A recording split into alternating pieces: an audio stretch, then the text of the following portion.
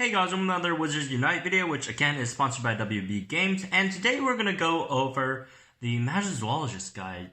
So, for those of you who don't already know, Professor got a bit of a... Professor's got hit recently with a pretty... It was a pretty big nerf, so we're going to push Professor down a bit, although I wasn't planning on doing the Professor guide today anyways. I was going in the order of, how they're displayed here. Aura first, and then Magizoologist, and then Professor. But it's probably not going to be tomorrow. I still have to work out the new math on that one before I, work on a Professor guide.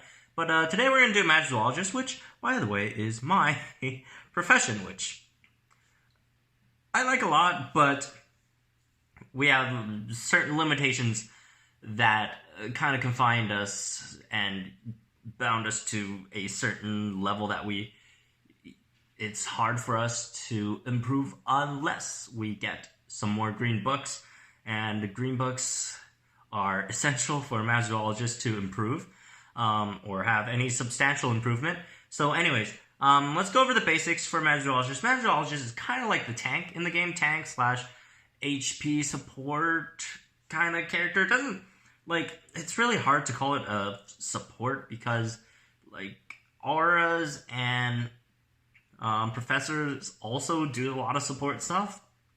Aura has a weakness charm and a confusion hex. I think they're both hexes. A confusion hex and a weakness hex. Confusion lowers their dodge chance. I think a defense and a defensive breach, I think, and then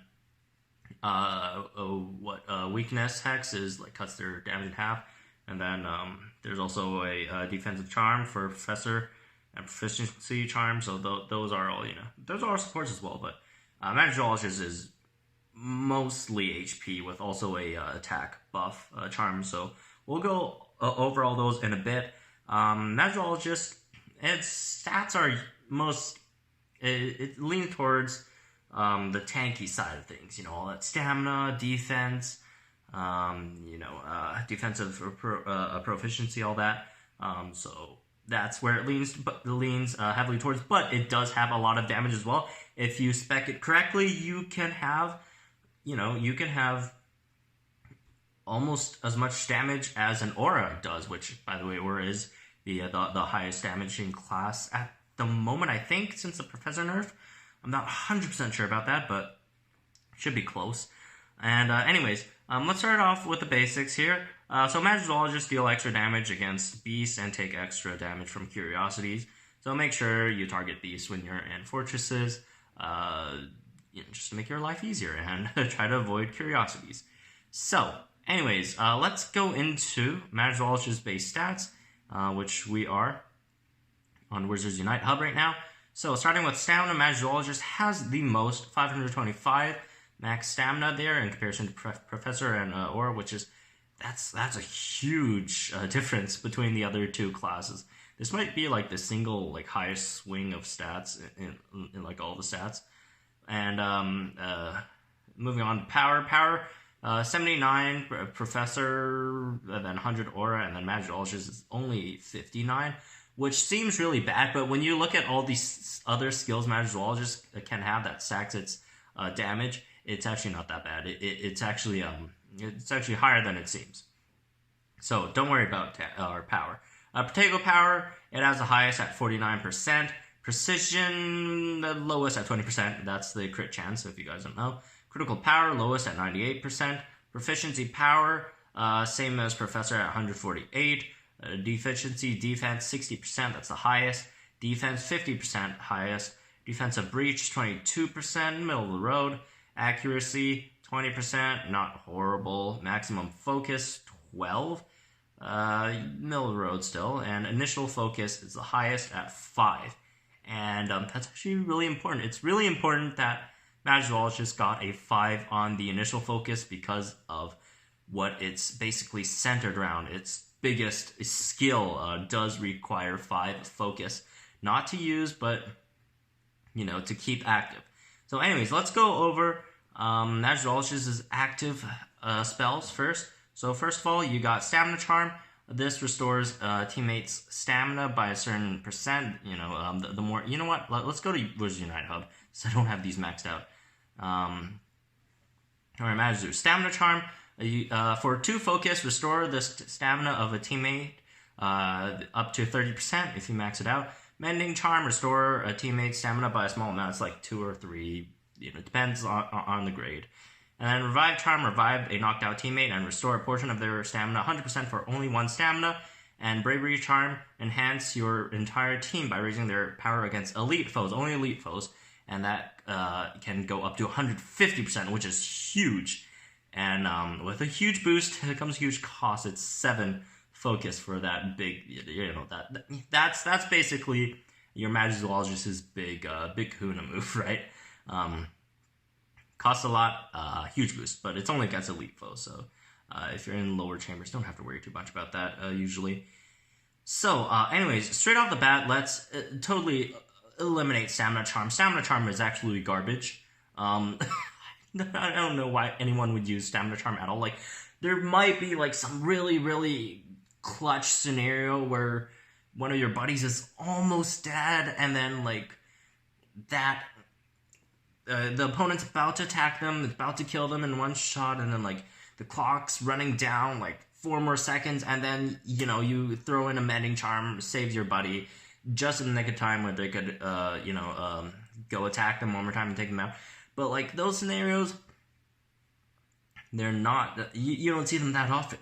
And the reason why Stamina Charm is absolute garbage is it costs 2 focus and only restores the teammate's stamina by 30%, whereas the Revive Charm only costs 1 focus and fully revives your teammate and restores their stamina to 100%.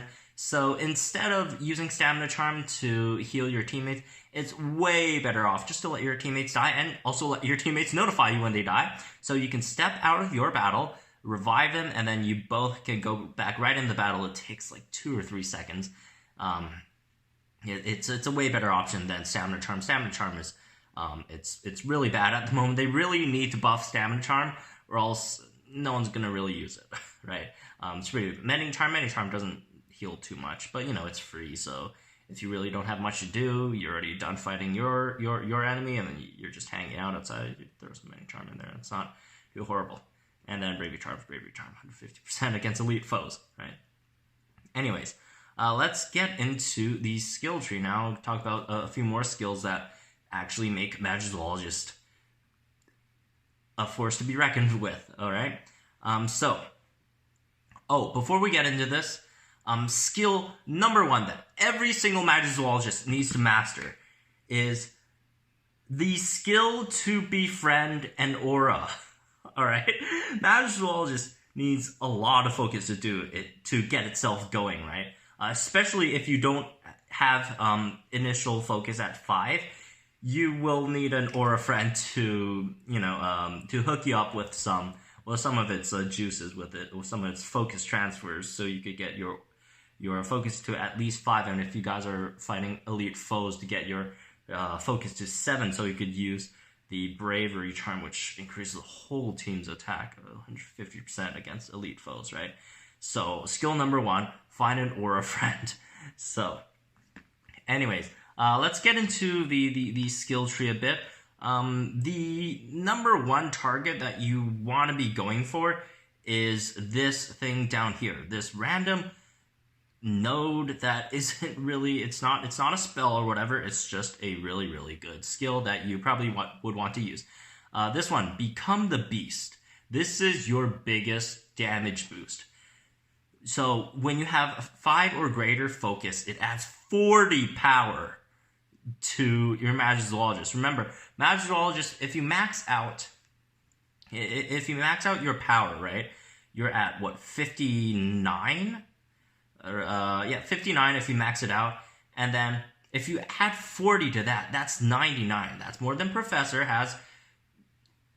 Not including all of the Professor buffs, because Professor has a lot of buffs as well, and you're just 1 short from what Aura has, but Aura at least has more buffs as well, and also has higher critical chances and critical damage. But for a tank, That's a good amount of damage. That's a good amount of damage. And that's why 5 focus is so important. You need to get that 5 focus so you could go and unlock Become the Beast, and that's a flat 40 power increase to Magizoologist, which is pretty crazy.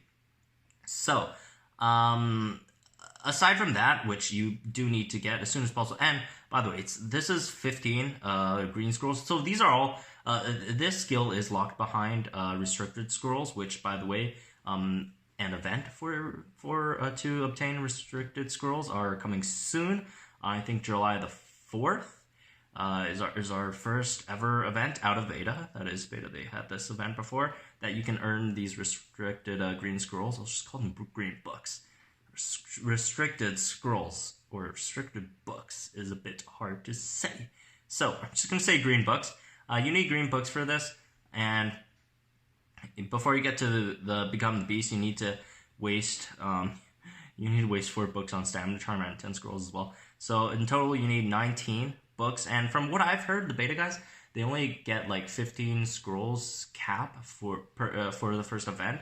So that could be problematic. 15 scrolls, that's not enough to unlock Become the Beast. So maybe you want to like spend your green books elsewhere before you get it. Like you save enough so that the next event you'll have 19, which is enough. So you have to save at least 4. So next time you get 15, that'll be 19, and you can unlock them. So for the other 8, I guess, books you can expand on, maybe throw in Revive Charm. You could put 2 in Revive Charm if you want. That's 20% more total for the res amount. The initial is 70%, right? 70% here, and then you get 2 more, move it up to 90%. Or you could put in 1 here and then put 1 in the Stamina Charm. Not that you want the Stamina Charm, is you want the initial focus down here. Or you could unlock this one as well instead, and then get the oops, no, do not unlock that. And then get the 2 initial focus up here, which of course is more cheaper than the one down here. So there's that. And anyways, for the stats you want to prioritize on this game, unfortunately for us Magizoologists, this game prioritizes offense over defensive stats. So and don't actually follow my tree here.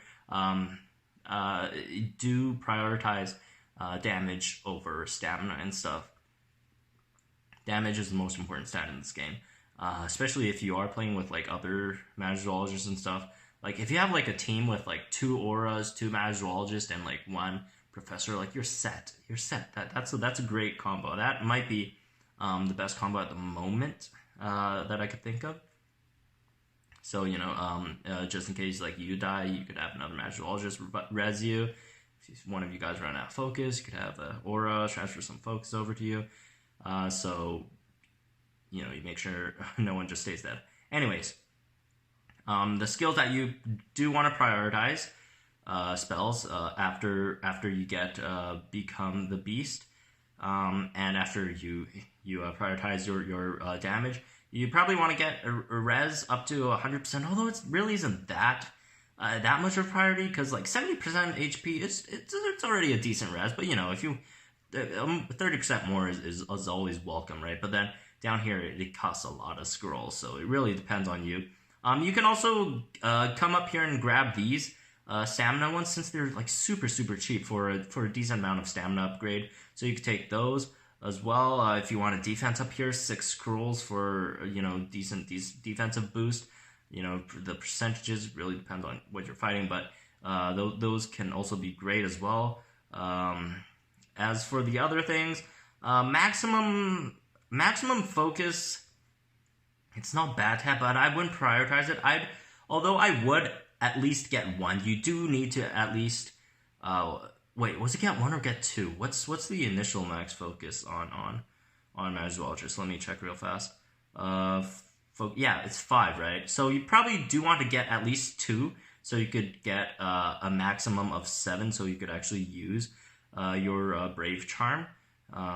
So yeah, that would be something you would want to prioritize. No, I wouldn't say prioritize, but if you do want to use Brave Charm, if you do have a higher team or a larger group, I guess, Brave Charm might be more useful than Become the Beast. And that's the other thing I do want to talk about. When you're thinking about if you want to go with Brave Charm or Become the Beast, because it's going to be hard to, like, after you spend 7 focus activating Brave Charm, it's going to be a bit hard to get back to 5 for Become the Beast, right? And by the way, Brave Charm lasts for the entire challenge, so you only need to use it once.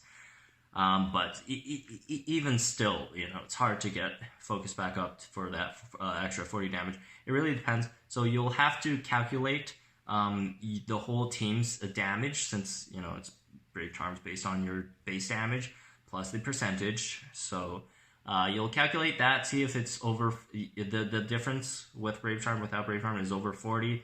Then you go for that, and also do count for that 2 extra focus that you're using. As great as Brave Charm is, it is quite costly, right? So that's also something to keep in mind. I guess keep on going down the line. What other things you guys could probably go for? Defense, I really don't think is that big of a deal, because, like, especially if you're going in, large groups, unless they're like super unlucky, and then like you just keep on having, like, you get a full board of curiosities, then you're really unlucky there. But usually you could just find something else that you're either proficient against or neutral against to fight. So I don't think defense is that big a deal, and these all cost a lot since they're really down the line here. Vile Creatures is nice to have, but then again, I wouldn't really prioritize just because of how expensive it is to get down here.